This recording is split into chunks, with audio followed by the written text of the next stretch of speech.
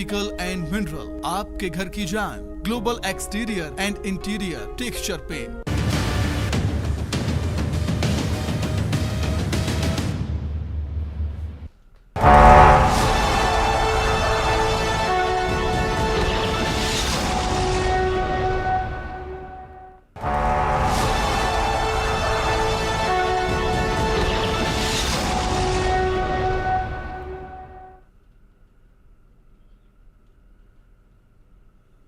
नमस्कार, morning breaking news देख रहे हैं आप। मैं हूं आशीष त्रिपाठी आपके साथ और शुरुआत करेंगे छत्तीसगढ़ की कुछ चुनावी खबरों पर नजर डालेंगे। छत्तीसगढ़ में पहले चरण के मतदान के 48 घंटे पहले यानी आज शाम 5 बजे तक ही चुनाव प्रचार कर सकेंगे पार्टी के प्रत्याशी और प्रचारक। आज ये जो प्रचार का शोर है पूरी तरह से शांत हो जाएगा, लेकिन डोर टू डोर कैंपेनिंग चलती रहेगी और इस प्रचार में कितना प्रत्याशी अपने पक्ष में मतदाताओं को प्रभावित कर सकते हैं, अपनी ओर आकर्षित कर सकते हैं, ये भी देखने का विषय रहेगा। दरअसल पहले चरण के 20 सीटों पर मतदान को लेकर अलग अलग समय पर मतदान होगा। 7 नवंबर को वोटिंग होगी और पहले चरण के 20 विधानसभा क्षेत्र में कुल 223 उम्मीदवार इस बार चुनावी मैदान में हैं, जिसमें 198 पुरुष और 25 महिलाएं हैं। पहले चरण के लिए 40,78,681 मतदाता अपने मताधिकार का इस्तेमाल करेंगे और इनमें 19,93,937 पुरुष मतदाता, 20,83,675 महिला मतदाता, 69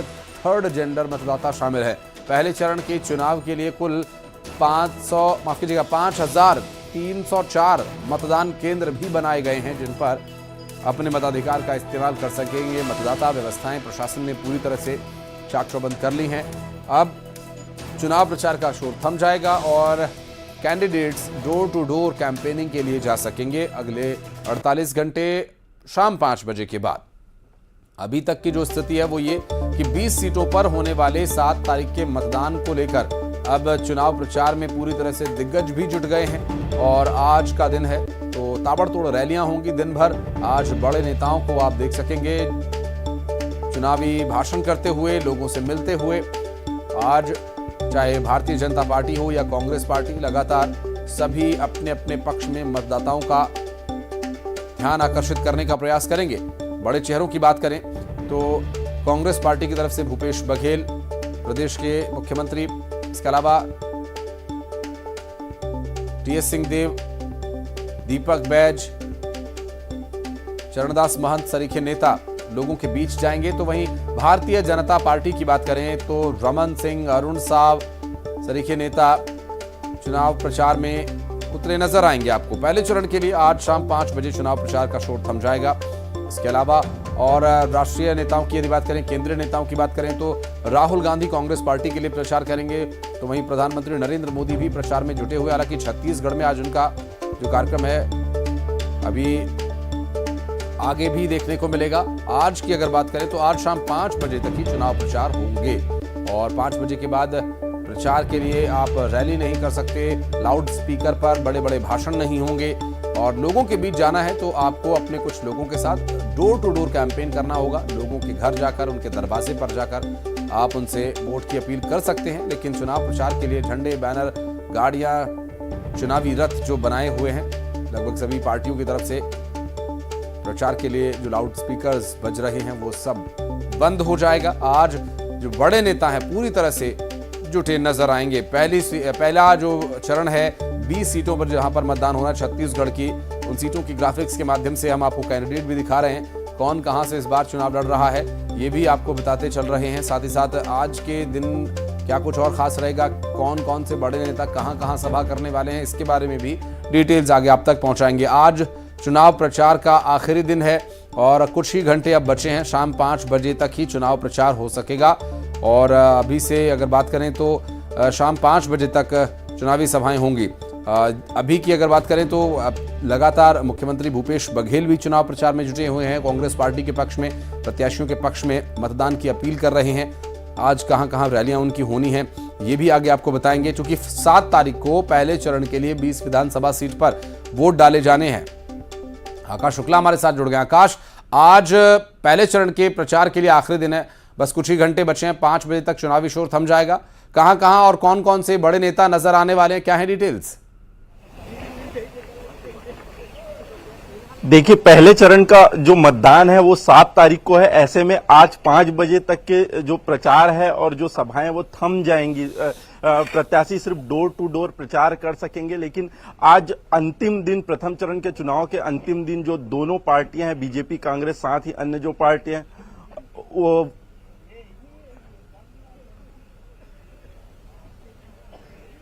लगता आवाज नहीं पहुंच, आवाज मिल पा रही है आकाश, तो आप अपनी बात पूरी कर सकते हैं।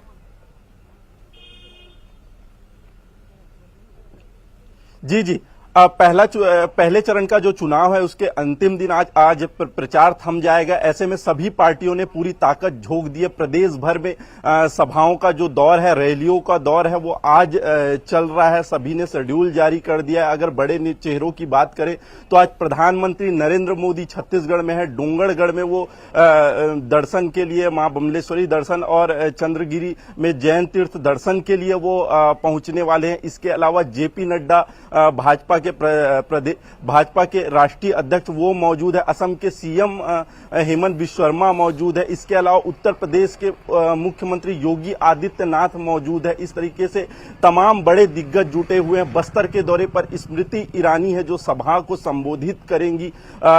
जगह जगह उनका कार्यक्रम है। राजनांदगांव में भी रोड शो रखा गया है, आयोजित किया गया है। इसके अलावा भी अन्य जो 20 विधानसभा क्षेत्रों में है उसमें बड़ी बड़ी सभाएं आयोजित की गई है। इस तरीके से एक तरीके से वोटरों को साधने का प्रयास जो है वो किया जा रहा है। शाम 5 बजे तक के ये प्रचार सभाएं चलेंगी। उसके बाद प्रचार का दौर थम जाएगा। इसके बाद जो प्रत्याशी है वो सिर्फ डोर टू डोर जाकर प्रचार कर सकें। जो 20 सीटों पर चुनाव होने हैं, मतदान होने, उसमें पूर्व मुख्यमंत्री रमन सिंह, 3 मंत्री और 4 पूर्व मुख्यमंत्रियों का दांव भी साख पर है। वो चुनाव मैदान में है, 20 सीटों में शामिल हैं। ऐसे में देखना होगा कि जनता का समर्थन आखिर किसको मिलता है। 7 तारीख को मतदान होने हैं। उसके लिए प्रशासनिक व्यवस्था भी तमाम पूरी कर ली गई है। जी, बड़ी चुनावी रैलियां होनी हैं आज। बड़े नेता आज चुनावी सभाएं करते नजर आएंगे और कांग्रेस पार्टी अपना घोषणा पत्र भी आज जारी करने वाली है। और आज दिन की जो पहली बड़ी सभा है वो किसकी और कहां पर होगी, कुछ जानकारी इस बारे में? देखिए, पीएम प्रधानमंत्री जो यहां पर दौरा है वो डोंगरगढ़ में दौरा है। इसके अलावा स्मृति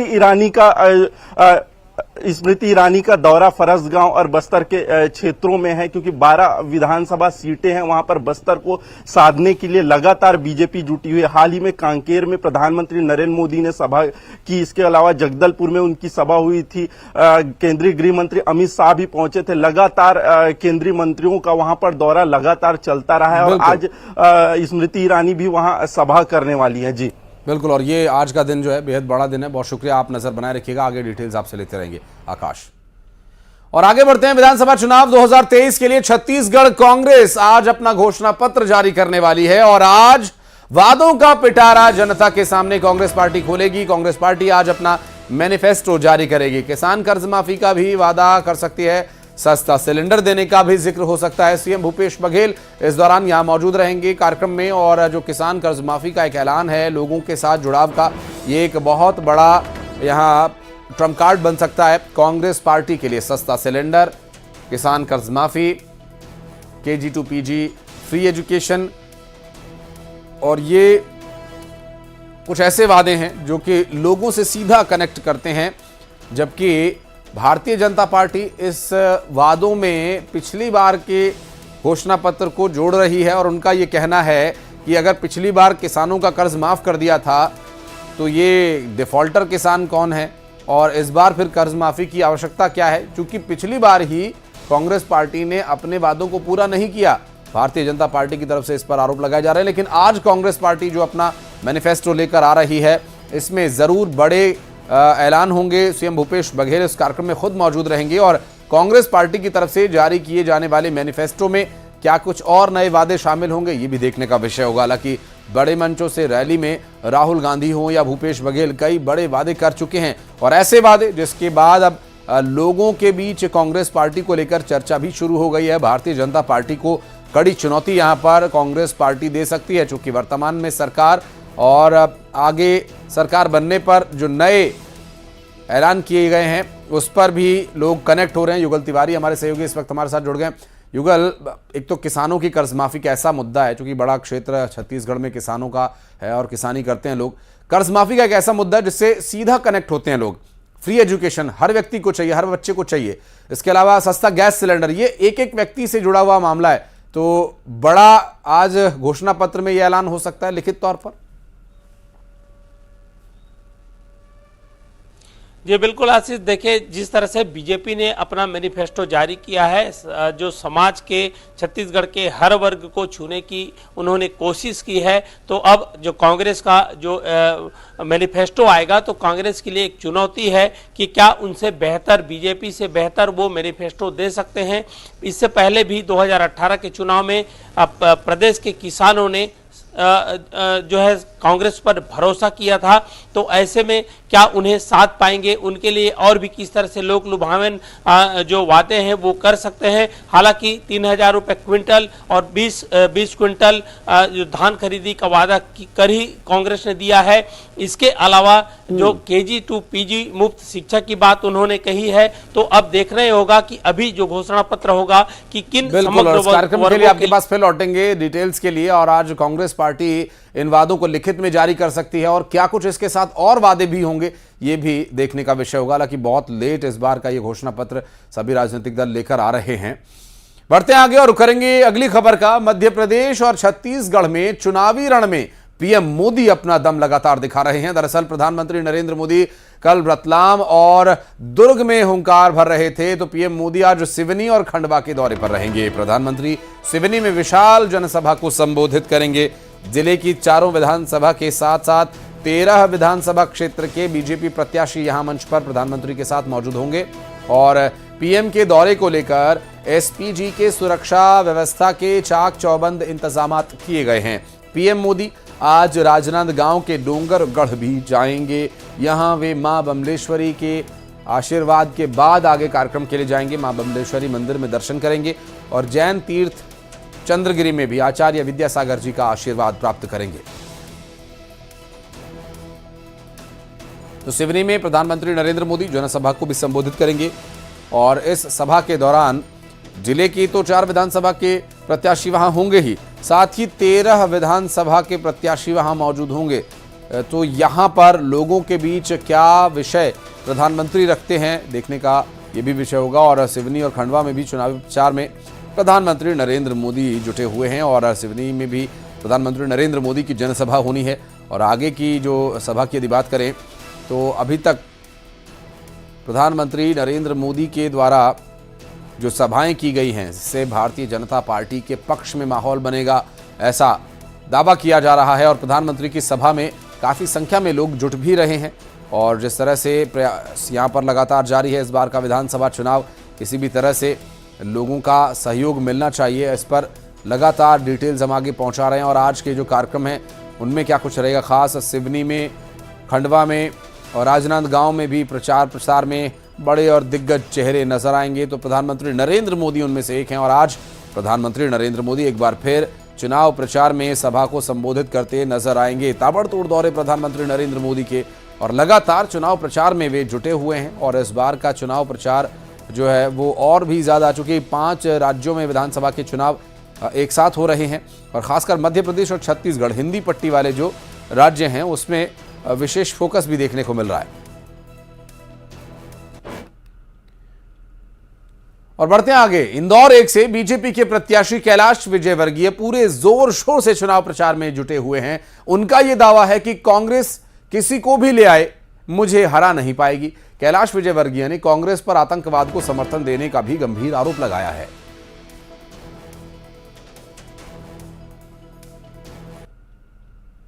की मिठास और 56 दुकान के चटपटे स्वाद के लिए मशहूर इंदौर में इस वक्त हम भी एक जगह मौजूद है जहां पर एक अलग तरह के खाने का स्वाद लेने के लिए हम बैठे हैं। और इस स्वाद में हमारे भागीदार है विधानसभा नंबर 1 से उम्मीदवार कैलाश विजयवर्गीय जी। कैलाश जी, बहुत बहुत स्वागत है आपका न्यूज़ 18 पर। धन्यवाद, बहुत बहुत धन्यवाद। अलग अलग वैरायटीज का स्वाद ले रहे हैं। इंदौर की राजनीति का स्वाद कैसा है, चटपटा या मसालेदार? बहुत बढ़िया, मज़ेदार है। इंदौर की राजनीति इतनी सात्विक है कि बस, और इसलिए इंदौर की जनता भी बहुत शानदार है। जो व्यक्ति काम करता है उसके पीछे रहती है जनता, और इसलिए बहुत अच्छा मजा आ रहा है। अलग अलग तरह के बयानों और आरोपों का तड़का लगाने की कोशिश की जाती है कि कैलाश जी ऐसे है, कैलाश जी वैसे है, आए नहीं है।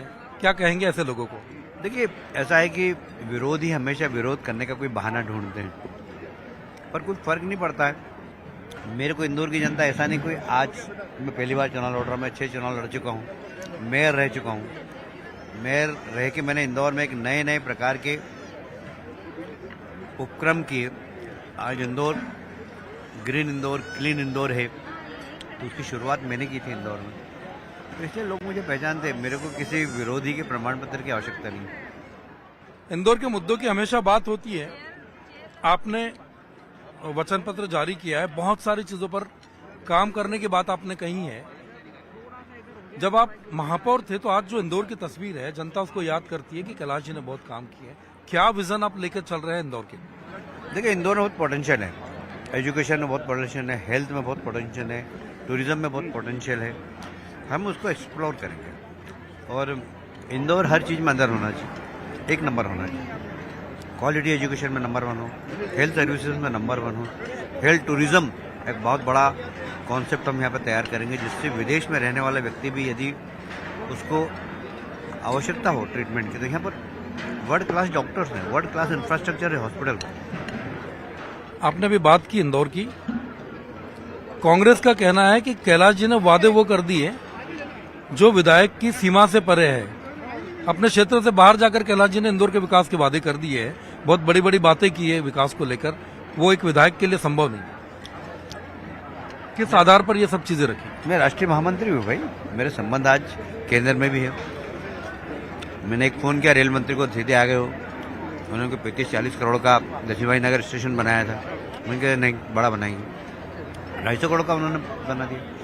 तो मेरे संबंध भी है, 10 साल से मैं देश की राजनीति कर रहा हूँ, केंद्र के आधे मंत्री मेरे दोस्त, इसलिए जैसे करना ये मुझे आता है काम।